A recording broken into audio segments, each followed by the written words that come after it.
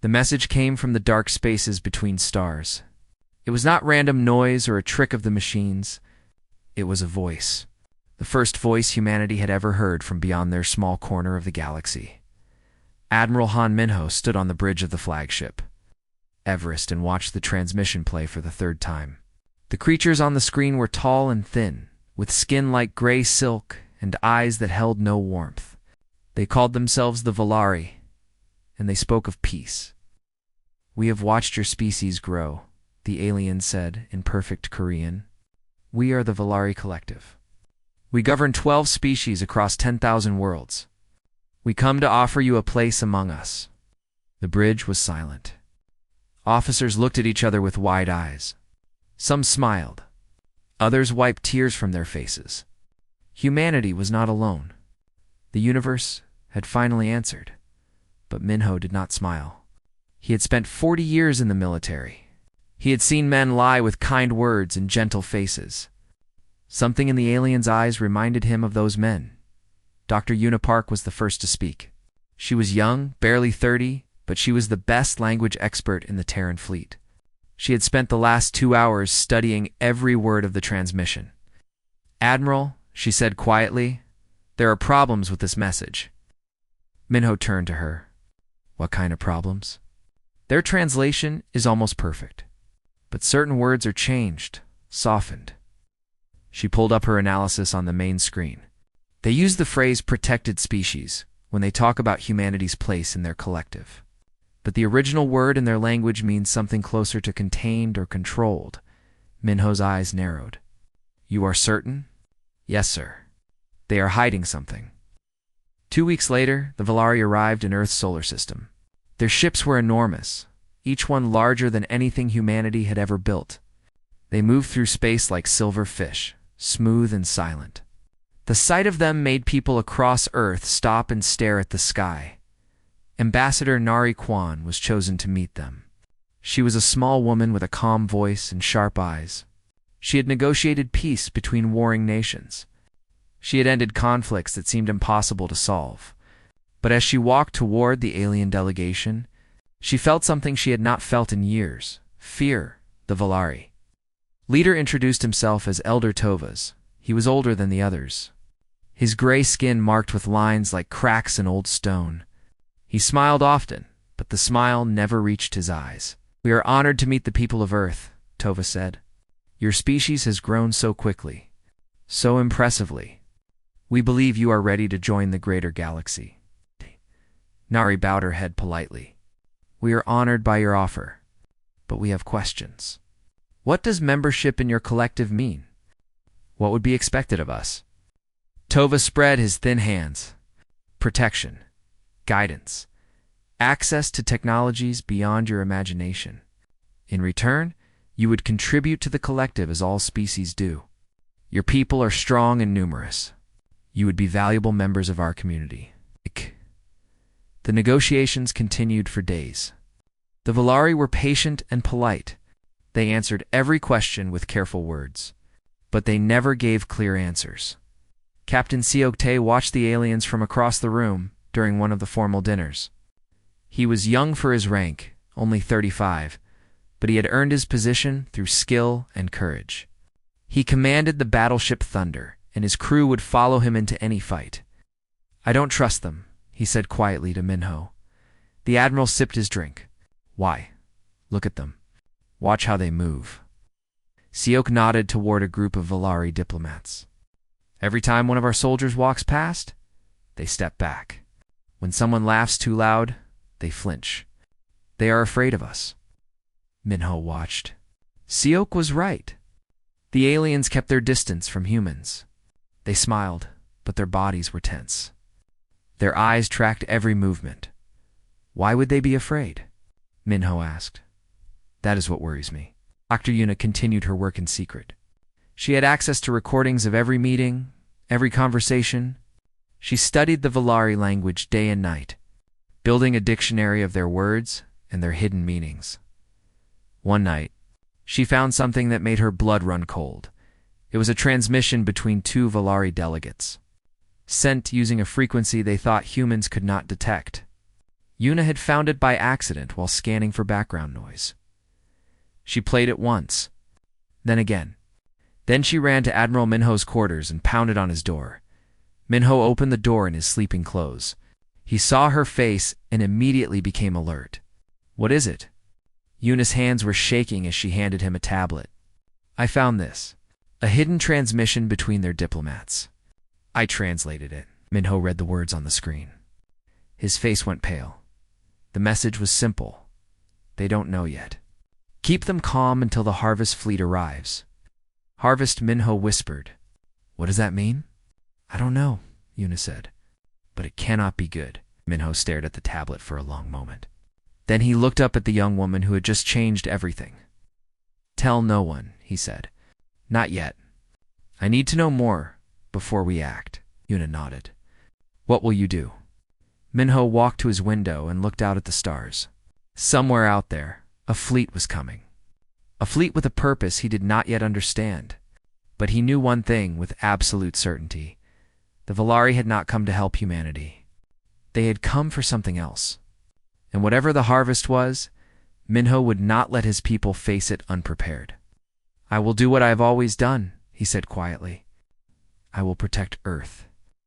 The stars were silent. The Valari ships hung in orbit like patient predators. And somewhere in the darkness, something terrible was coming. Humanity did not know it yet. But their first contact with alien life was not the beginning of a friendship. It was the beginning of a war. 3 months passed since the Valari arrived. Their diplomats walked freely through Earth's cities. Their ships filled the sky. They spoke of friendship and cooperation.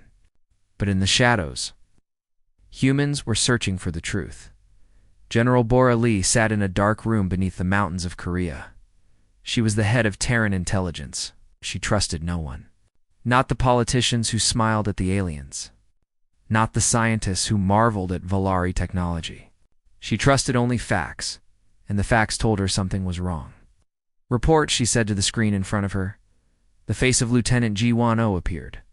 He was thin and tired, with dark circles under his eyes.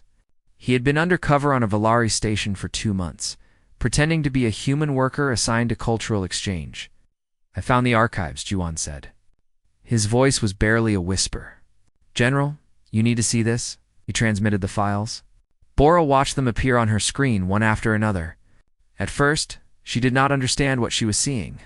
Star charts, population records, lists of species with names she could not pronounce. Then she found the videos. The first video showed a planet covered in green forests. The creatures there were small and gentle, with large eyes and soft fur. They looked like children's drawings of friendly aliens. The video was labeled with a date from 3,000 years ago. The next video showed the same planet. But now it was gray. The forests were gone. The gentle creatures were lined up in rows, metal collars around their necks. Valari soldiers stood over them with weapons. Bora watched more videos. Planet after planet. Species after species. Some were enslaved. Others were simply gone. Erased from the galaxy like they had never existed. "What is this?" she whispered. This voice cracked. "They call it the harvest. Every 500 years they choose a young species. One that is strong and numerous. They take them, use them as soldiers, workers, things. And if the species refuses, then they are destroyed. Completely. The Valari have done this to over 200 civilizations." Bora felt sick. She had seen terrible things in her career. She had fought in wars and watched good people die. But this was different. This was evil on a scale she could not imagine. "Why humans?" she asked. "Why us?" Gi-Won sent another file. It was a Valari report about Earth, written in cold scientific language. Bora read it slowly, her hands shaking. The report described humans as ideal harvest material. It praised their aggression, their ability to survive in harsh conditions, their fast reproduction. It noted that humans had fought each other for thousands of years and had become very good at killing. The final line made our stomach turn. "They are wonderfully violent. They will make excellent slave soldiers." They are too primitive to understand their fate. Bora closed her eyes. When she opened them, her fear was gone. In its place was something harder, something colder. How long until the harvest fleet arrives? She asked. 6 months. Maybe less? How many ships? 10,000. Bora nodded slowly. Return to Earth immediately. I need you here. She ended the transmission and sat in the darkness for a long time. Then she stood and walked to the door. She had a meeting to arrange. The United Terran Council gathered in secret 3 days later. Presidents and generals, scientists and admirals filled the underground chamber. They had been told only that the matter was urgent. Admiral Minho stood at the front beside General Bora and Dr. Yuna. Their faces were grim. What you are about to see will change everything, Bora said. I ask you to watch in silence until the end. She played the videos. She showed the files. She read the reports aloud. When she finished, the room was silent. Some leaders were crying. Others sat frozen, their faces white. Elder Tovas had been invited to the meeting as a sign of trust. He stood at the back of the room, watching with his cold gray eyes. Ambassador Nari Kwan stood up. She was shaking, but her voice was steady. Elder Tovas, is this true? The alien smiled. It was the same smile he had worn since arriving on Earth. But now, everyone could see what it really was. The smile of a predator looking at prey. Yes, Tovas said simply. It is all true. The room erupted. People shouted, screamed, wept. Guards raised their weapons. Minho held up his hand, and slowly, the chaos stopped. Why? Nari asked. Why do this to us? We trusted you. Tovas tilted his head like he was confused by the question. Because you are useful. Your bodies are strong. Your minds are violent. You will serve the collective for 1,000 years. You should be honored. Most species we simply erase. Anari stared at him. And if we refuse, then you will die. All of you. Every man, woman, and child on every world you have touched. We have done this many times. We will do it again. He spread his hands. It is nothing personal. It is simply how the galaxy works. Silence fell over the room. The leaders of humanity looked at each other. They looked at the alien who had just told them they were cattle waiting for slaughter. Then the president of the United Terran Federation stood up. She was an old woman with gray hair and fierce eyes. She had lived through wars and famines and plagues. She had seen humanity at its worst and at its best. She looked at Elder Tovas. She did not blink. Then we will teach you what human violence truly means, she said. Tovas laughed. You have 2,000 ships. We have 10,000. Your defiance is amusing but meaningless. The president smiled. And for the first time, Elder Tovas saw something in human eyes that made him uncomfortable. You studied our bodies, she said. You should have studied our history. She turned to Admiral Minho. Prepare the fleet. We are going to war. Tovas stopped laughing. He looked around the room at the faces of the humans. He expected to see fear. He expected to see despair. Instead, he saw anger. Pure, burning, terrible anger. For the first time in his 800 years of life, Elder Tovas wondered if he had made a mistake. The news spread across Earth like fire. Every screen, every speaker, every device carried the same message. The aliens had not come in peace. They had come to enslave humanity, and humanity had chosen to fight. Elder Tovas was escorted to his ship under heavy guard. He walked slowly, still confused by what had happened. In 40,000 years, no species had ever chosen war. Every civilization the collective had visited had surrendered. Some had begged. Some had tried to negotiate. A few had tried to run, but none had ever looked the Valari in the eyes and said no. You are making a terrible mistake, Tovas said to Admiral Minho as they reached the landing bay. The Harvest Fleet will destroy you. Your species will be remembered only as a footnote in our history. Minho looked at him calmly. You keep making the same error, Elder. You think you know what we are. I know exactly what you are. We have studied your kind for decades. You are violent, yes? But you are also divided, weak. You fight among yourselves like animals. You will break, Minho smiled. It was not a kind smile. We fight among ourselves because we have no one else to fight. Thank you for giving us a common enemy. Tovas boarded his ship. As the doors closed, he looked back at the human admiral one last time. He wanted to see fear. He wanted to see doubt. He saw nothing but cold determination.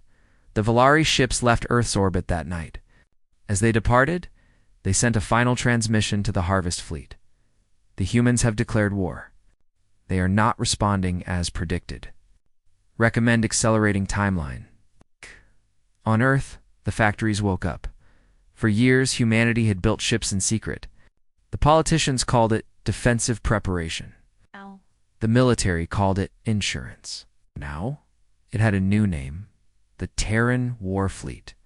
2,000 warships rose from hidden bases on Earth, Mars, and the moons of Jupiter. They were smaller than Volari vessels, but faster and more heavily armed. Human engineers had designed them for one purpose: to kill. Admiral Minho took command from the bridge of the Everest. Captain Siokte led the vanguard fleet aboard his ship, the Thunder. Across the fleet, young officers checked their weapons and said goodbye to their families. The civilians did not hide. They did not panic. Instead, they lined up at recruiting stations by the millions. Old soldiers who had retired decades ago put on their uniforms again. Scientists abandoned their research and went to weapons laboratories. Students left their schools to work in the factories. I have never seen anything like this, General Bora said as she watched the reports.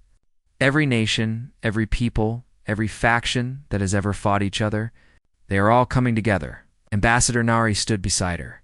We spent 10,000 years fighting ourselves. We know how to do this. That is what frightens me. When this is over, what will we become? Nari shook her head. We will worry about that when we survive. Dr. Yuna worked without sleep. She had a new mission now: communication. Not with the Valar, but with every other species in the galaxy. She broadcast a message on every frequency, in every language she could translate. This is Dr. Yuna Park of the United Terran Federation. We know what the Volari Collective has done. We know about the harvest. We know about the species they have destroyed. We are fighting back. If any civilization can hear this message, know that you are not alone. Humanity stands against the darkness. The message spread across the stars. Most species ignored it. They were too afraid, but some listened. Some remembered their own history, their own lost people. Some began to hope. The Volari ambassador on Earth sent his final report before fleeing. They are not afraid. They are angry. This is not in our projections. I recommend extreme caution. Elder Tovas read the report and laughed. Caution. Against primitives? We will crush them and be home in time for the festival season. He transmitted his own message to the Harvest Fleet. Proceed as planned. The humans are loud, but weak. This will be brief. He was wrong. 3 weeks after the declaration of war, the Terran Vanguard Fleet jumped into Volari space. They appeared near a border station, a small outpost that monitored traffic between systems. The Volari commander sent a warning. Human vessels, you're in collective territory. Turn back or be destroyed. Captain Siokte's response was simple. He opened fire. The battle lasted for minutes. The border station was not prepared for a fight. Its shields failed under the first volley. Its weapons never fired. When the Thunder's cannons went silent, nothing remained but floating debris, sent a message to Admiral Minho, first target eliminated, moving to secondary objectives. Minho nodded slowly. Good hunting, Captain. Over the next week, 12 border stations went dark. No distress signals. No survivors. Just silence. The Volari High Council received the reports with growing unease. They had expected the humans to defend their home. They had expected desperate, futile resistance. They had not expected an attack. How is this possible? One council member demanded. They were supposed to be afraid. They are not like the others. another said quietly. We may have miscalculated. Elder Tova silenced them with a wave of his hand. They have destroyed a few outposts. Nothing more. When the harvest fleet arrives, they will learn the true meaning of power. But even Tovas could not ignore the reports from the front lines. Human soldiers fought in ways the Volari had never seen. They did not surrender when outnumbered. They did not flee when wounded. They kept fighting until they won or died. One report described a human pilot who crashed his damaged fighter into a Volari cruiser rather than eject. Another described ground troops holding a position for 3 days without food or water. A third described a captain who overloaded her ship's reactor to destroy an enemy vessel twice her size. The Volari soldiers began to whisper. They had conquered 100 species. They had never faced anything like this. Dr. Yuna broadcast one final message before the main fleet departed. It was addressed to the entire collective. It was transmitted on open channels for all to hear. Her voice was calm and clear. You came to harvest us. You thought we were cattle? You thought we would kneel. But you made a mistake. You forgot to study our history. For 10,000 years, we have killed each other. We have burned our own cities and poisoned our own lands. We have created weapons that could destroy our world 1,000 times over. And we survived. We are still here. She paused. When she spoke again, her voice was harder. Now you will learn why our ancestors buried their gods. Now you will learn what happens when humanity has something to hate. You wanted our violence? You will have it. All of it. The transmission ended. Across the galaxy, Volari commanders played it for their crews. They expected their soldiers to laugh. No one laughed. The war had begun. And for the first time in 40,000 years, Flea Collective was afraid. 6 months into the war, the galaxy watched in disbelief. The Volari had 10,000 ships. The humans had 2,000. By every calculation, the war should have been over in weeks. The collective should have been celebrating another successful harvest. Instead, the collective was bleeding. The harvest fleet arrived, expecting easy prey. They found something else entirely. Human ships did not fight like other species. They did not form neat lines and exchange fire from a distance. They charged. They swarmed. They targeted engines and weapon systems with terrifying precision. And when their ships were too damaged to fight, they did not surrender. They accelerated toward the nearest enemy vessel and crashed into it. The Volari called it madness. The humans called it tactics. Pilot Era Choi became the first human ace of the war. She flew a small fighter, barely larger than a shuttle. It should have been no match for Volari warships. But Era did not care about what should have been. In her first battle, she destroyed 3 enemy fighters in 4 minutes. In her second, she crippled a cruiser by flying through a gap in its shields and firing directly into its bridge. By her 10th battle, she had 40 confirmed kills. The Volari put a bounty on her head. They assigned their best pilots to hunt her. None of them came back. Her most famous moment came during the Battle of Corinth Station. The Terran fleet was outnumbered 3-1. Admiral Minho ordered a retreat. Ara refused. There's a carrier behind their lines, she said over the radio. If I can take it out, they lose their fighter support. That's a suicide mission, Minho replied. I'm ordering you to fall back. Sorry, Admiral. Bad connection. She flew straight into the enemy formation.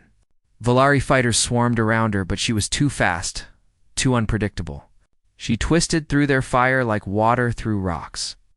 By the time she reached the carrier, she had used all her missiles, so she flew into the carrier's launch bay, waited until she was inside, and fired her last 2 shots into the reactor core. The explosion was visible from 3 planets away. Everyone thought she was dead. Then her voice crackled over the radio. Ara, Choi to fleet. Target eliminated. Also, I need a ride home. She had ejected half a second before impact. She floated in space for 6 hours before a rescue ship found her.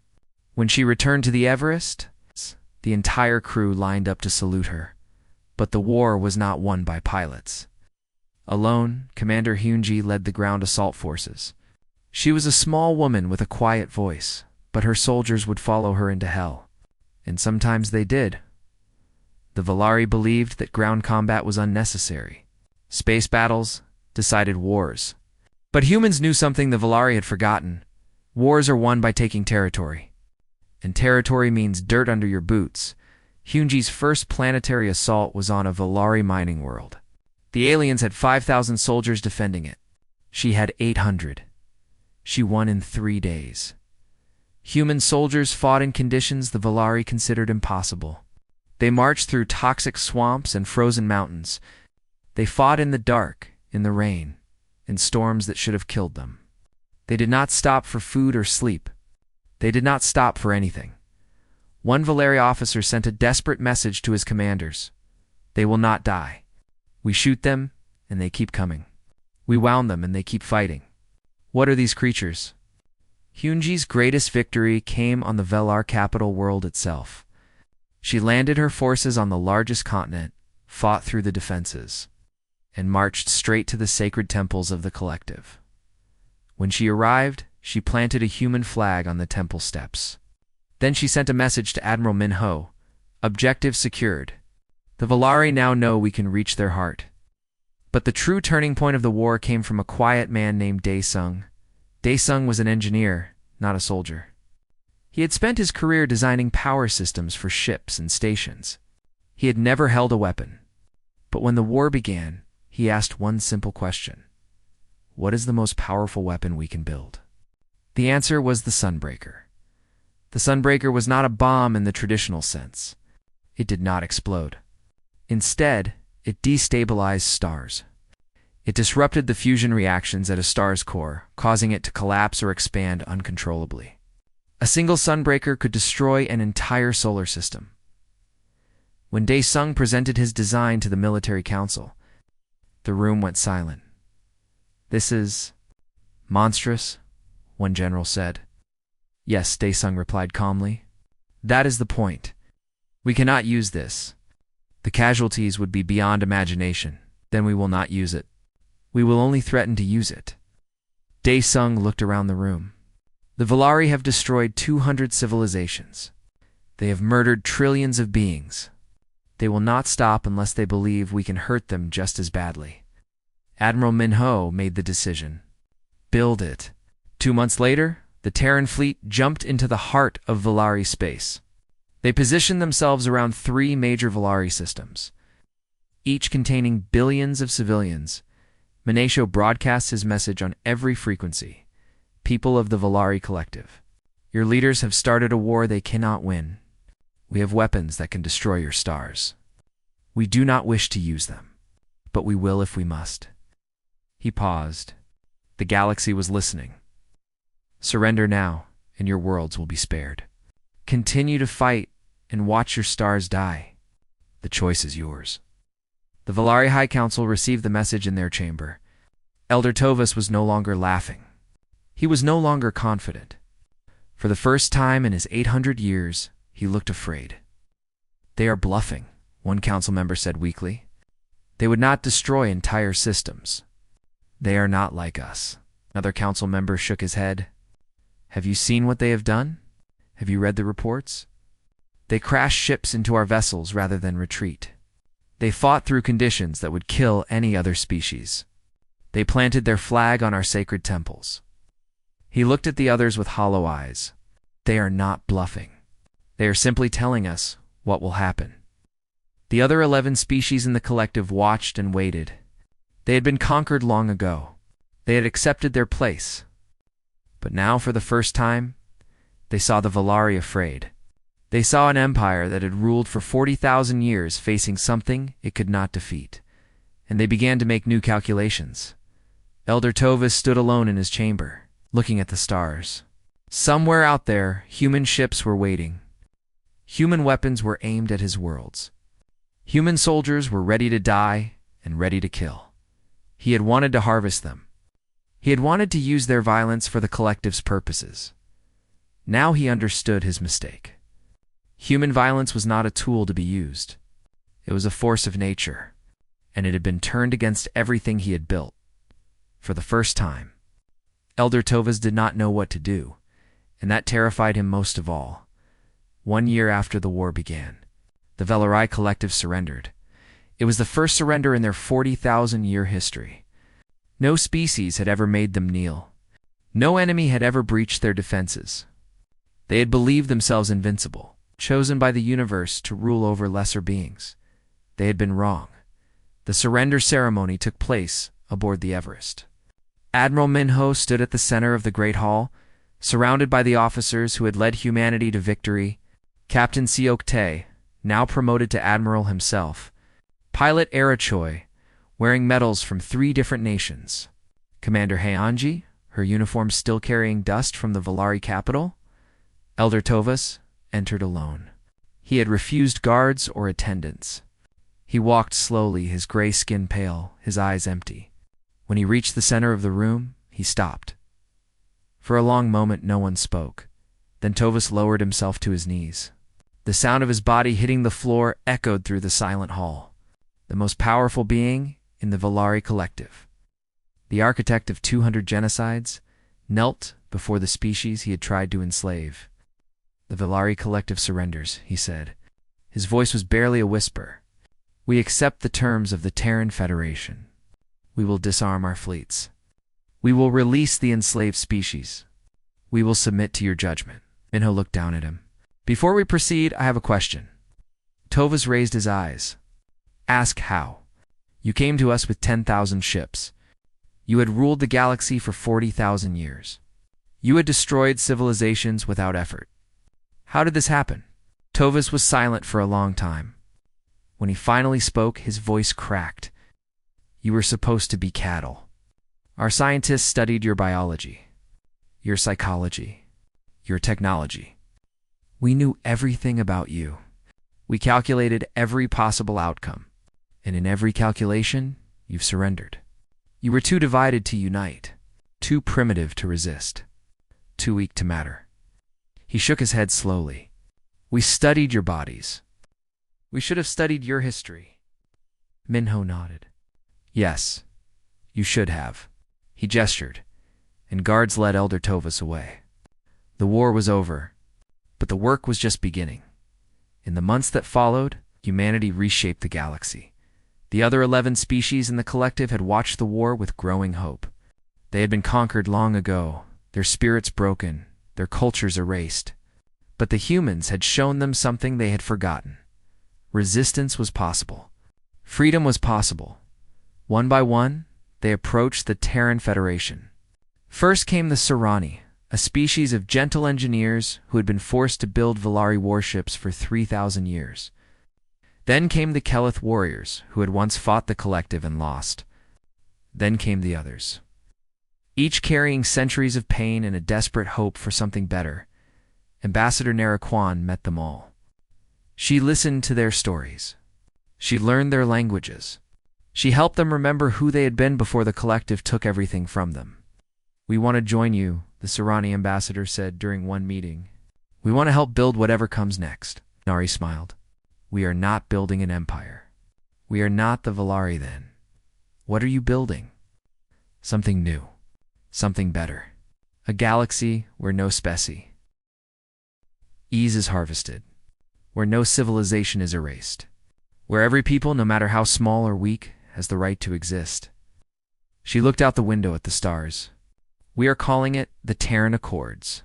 It will take years to write, decades to implement. But when we are finished, the galaxy will never be the same." Dr. Yuna led the liberation efforts.